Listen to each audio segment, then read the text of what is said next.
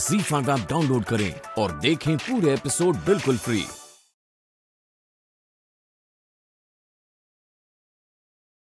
नहीं पिताजी, आप इस मेमने की कुर्बानी नहीं दे सकते।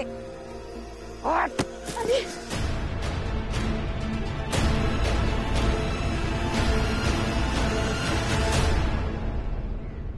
अगर आप अपनी बेटी को नहीं मार सकते तो मैं तैयार हूँ।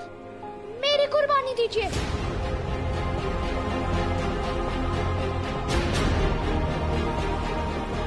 यीशु सही कहता है, सारे जीव एक समान हैं।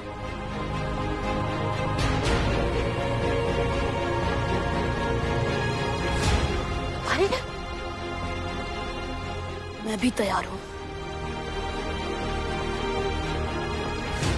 मैं भी। और मैं भी।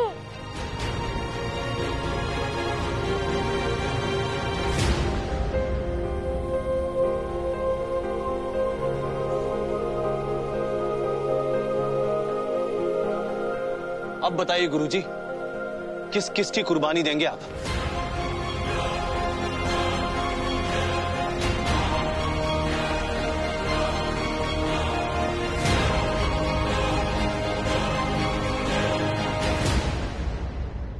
देखा गांव वालों, देखा आप लोगों ने, मैंने तो आप लोगों की भलाई के लिए ईश्वर से प्रार्थना की थी और ईश्वर का संदेश आप लोगों तक पहुंचाया था।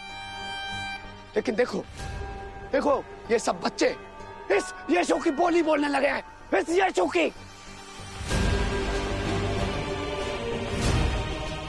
मैं तो दिल से चाहता हूं कि मेरे कुएं का पानी आप सब लोग इस्तेमाल करें। मैं अपने कुएं का पानी आप लोगों के साथ साझा करूं, परंतु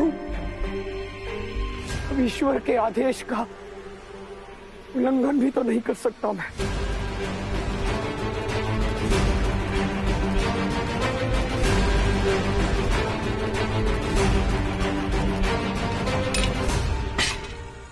क्षमा चाहता हूं मैं आप सब लोगों से कि मैं आप लोगों को अपने कुएं के पानी के प्रयोग की अनुमति नहीं दे सकता।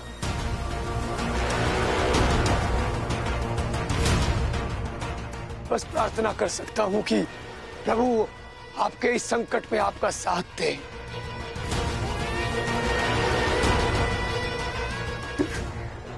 क्षमा करें।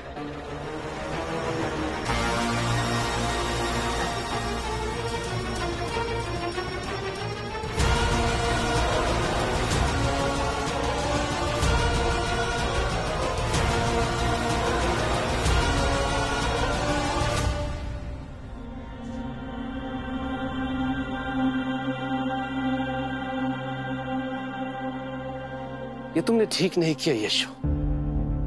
पूरे गांव को पानी देने की जगह उनकी उम्मीदों पे पानी फेरा है तुमने। जब भी मुश्किलें आई, तुम्हारे पास हमेशा कोई ना कोई इसका निदान होता था, लेकिन इस मुश्किल से निकलने का मुझे कोई रास्ता नहीं दिख रहा है।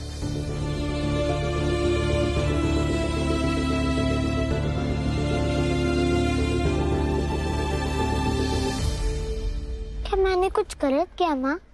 बेटा, जब आसान और सही रास्ते में से कोई एक रास्ता चुनना हो तो हमेशा लोग आसान रास्ता चुनते हैं,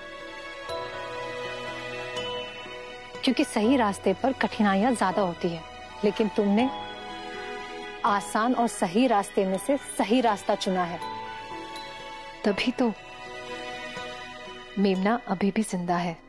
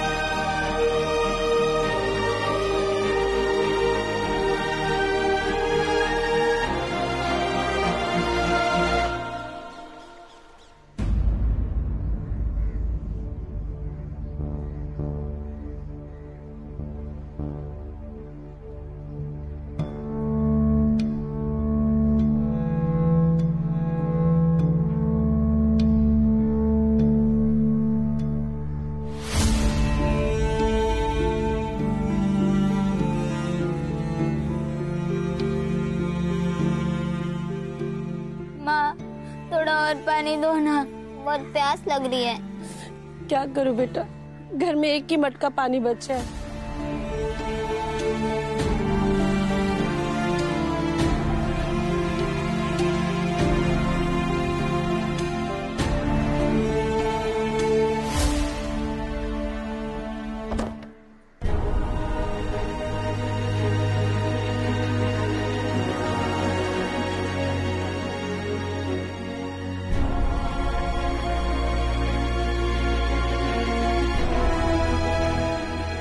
हमारे 10 लोगों के परिवार में सिर्फ 2 ही मटका पानी बचा है।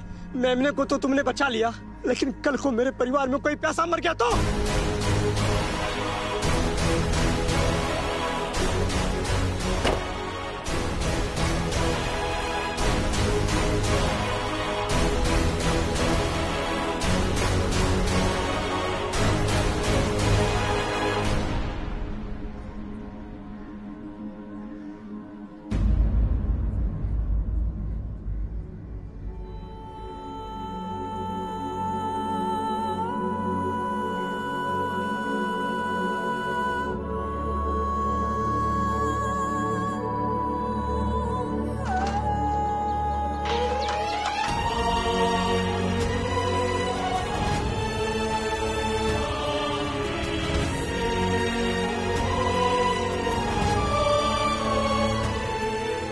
मुझे परमपिता परमेश्वर पर पूरा भरोसा है माँ, वो सब कुछ ठीक कर देंगे।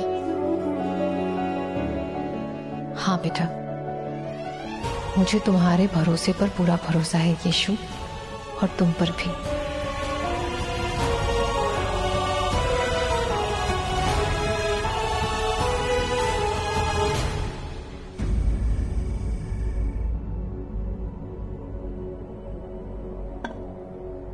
घर में बस एक मटका ही पानी बचा था। ये रहा आपके हिस्से का पानी। अपने हिस्से का पानी मैंने अलग से अपने कमरे में रख लिया है। भाभी, आपका और हमारा हिस्सा कब से अलग हो गया? परिस्थिति चाहे कितनी भी मुश्किल क्यों ना हो, पर हम सब ने उसका मिलकर सामना किया है। और मुझे पूरा विश्वास है, पानी की इस समस्या का अगर हम सब ने मिलकर सामना किया तो कोई ना कोई रास्ता जरूर निकल आएगा। एक परिवार की तरह समस्याओं का समाधान कहाँ होता है यहाँ मैरी? यहाँ तो यीशु की गई गलतियों में बार बार हमें घसीटा जाता है। अगर यीशु ने रब्बी गुरुजी की बात मानकर मेमने की बलि दे दी होती तो पूरे गांव वालों के साथ साथ हम भी उस कुएं से पानी भर के ला सकते थे। पानी की इतनी किल्लत ना होती। भाभी जरा एक बार सोचिए तो, अगर रब्बी गुरुजी ने आपके बच्चों में से किसी बच्चे को कुर्बानी देने के लिए कहा होता तो क्या वो कर पाते? कैसे नहीं करते, मैं करवाती उनसे। लेकिन आप लोग तो हमेशा यीशु की हाँ में हाँ मिलाते रहते हैं। कभी कभी तो ऐसे लगता है जैसे वो आप दोनों का बच्चा नहीं, आप दोनों उसके बच्चे हैं। वैसे मारिया कुछ गलत नहीं कह रही है भाई। अरे कम से कम आप दोनों को तो समझाना चाहिए था यीशु को कि पानी की समस्या कितनी गंभीर है। अब देखिए, उसकी जिद की कीमत पूरे गांव वालों को चुकानी पड़ रही है। बस बहुत हो गया। यीशु की गलतियों का खामियाजा भुगत भुगत कर थक चुके हैं हम लोग। अब और नहीं। मैं आज से अभी से कह देती हूँ, भले आज हम इस छत के नीचे एक साथ एक परिवार की तरह रह रहे हैं, लेकिन आज से हमारा परिवार अलग और आपका अलग। भाभी, मुझे मेरे पति और बच्चों के लिए जो समझ में आएगा मैं करूंगी, और आप दोनों को जो समझ में आता है वो करिए।